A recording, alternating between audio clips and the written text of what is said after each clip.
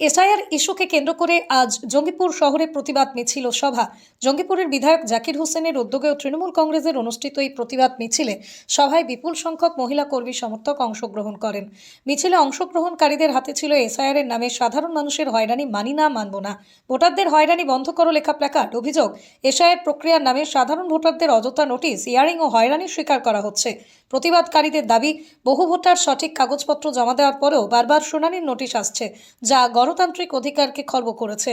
এই পরিস্থিতিকে অবিলম্বে এসআইআর প্রক্রিয়া বন্ধ করার দাবি তোলা হয়। মিছিলের নেতৃত্ব দেন তৃণমূল কংগ্রেসের স্থানীয় নেতৃত্ব। বক্তারা বলেন, মুখ্যমন্ত্রী মমতা বন্দ্যোপাধ্যায়ের নির্দেশে ভোটারদের পাশে দাঁড়িয়েছে তৃণমূল কংগ্রেস এবং মানুষের ভোটাধিকার রক্ষার লড়াই আরও জোরদার হবে। প্রতিবাদ মিছিলে শান্তিপূর্ণভাবেই সম্পন্ন হয়, তবে এসআইআর ইস্যুতে আগামী দিনে আরও বৃহত্তর আন্দোলনের ইঙ্গিত দিয়েছেন নেতৃত্ব। সেখানে সরলীকরণ না করে কঠিনিত করে যাদের 2002 সালের নাম আছে তাকেও ডাকছে এবং যার 2002 সালের নাম নেই তাকেও ডাকছে। আমার বক্তব্য একটাই, অনেক মানুষ গরিব আছে, পরিযায়ী শ্রমিক আছে, তারা বাচ্চারা আসতে পারে না। এই সার দেখে মানুষ সব ছেড়ে চলে আসছে। এইটা কেন আমার ভারতবর্ষ স্বাধীনে এই জিনিস হবে? আমরা মানুষের জন্য সমস্ত কিছু, মানুষকে যদি এত হ্যারাস করা হয়, গণতন্ত্র দেশে তো গণতন্ত্রকে হত্যা করা হচ্ছে। সেই প্রতিবাদে হাজার হাজার লোক নিয়ে আমরা আজকে মিছিল করলাম এবং প্রতিবাদ করলাম। কালকে আমরা এসআইআর যারা কর্মকর্তা আছে, বিডিও এসডিও আছে, তাদের সঙ্গে কথা বলতে যাব। আমরা প্রতিনিধি এবং আমরা কথা বলবো কেন এত হয়রানি হচ্ছে। আমরা সবসময় চাই, মাননীয় মুখ্যমন্ত্রী চাই বাংলার নেত্রী সরলীকরণ হোক, কিন্তু এমন এমন কঠোর করে দিয়েছে, মানুষ কেঁদে বেড়াচ্ছে, অনেক মানুষ মরে গেল, মানুষের দুর্দশা দেখা যায় না। আপনারা দেখছেন আজকে ভোটের লেগে অনেক কেউ মানুষ আসছে, আমরা জেরক্স মেশিন রেখেছি, সবসময় 20টা করে লোক রেখেছি, তাদের ফর্ম ফিল আপ করে দেওয়া, জেরক্স করে দেওয়া। আমরা তাদের দিক দেখতে পারি না, আমাদের কষ্ট হয়, কান্না পায় তাদের গরিব মানুষ দেখে। আমি কালকে গেছিলাম, আমাদের সেই কারণে দেখে সিদ্ধান্ত নিতে বাধ্য হয়েছি, প্রতিবাদ না করলে হবে না। আমরা যদি এই সরলীকরণ না হয় আরো বৃহত্তর আন্দোলনে যাব, কেন আমরা মানুষকে ভালোবাসি, মানুষের জন্য এসেছি। আপনারা জানেন আমাকেও স্যার নোটিশ দিয়েছে, যেখানে আমি একজন প্রতিনিধি, জনপ্রতিনিধি, তাকেও একটা নোটিশ দিয়েছে।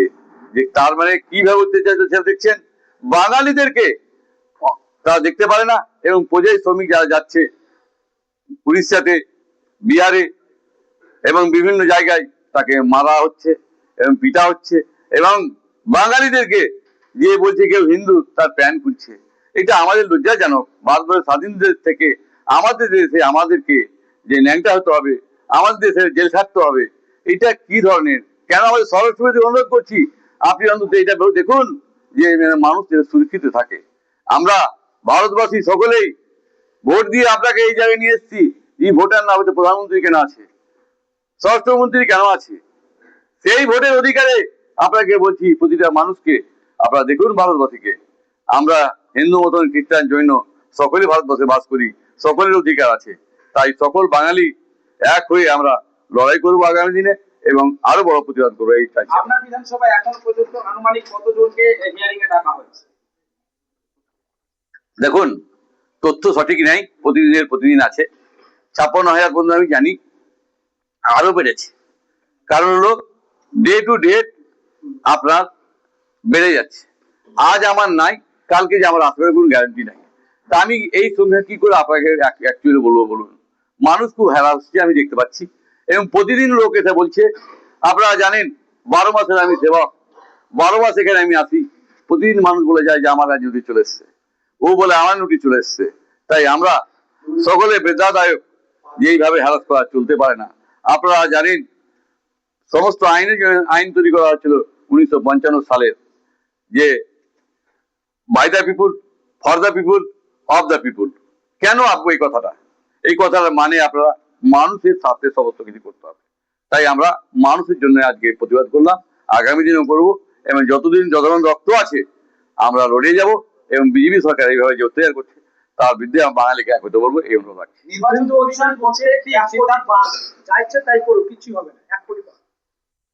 দেখুন, উনি বললিতে বাদ হবেন না, উনার সব ঠিক আছে কিনা দেখুন। মানুষ সাধারণ মানুষ ঠিক আছে।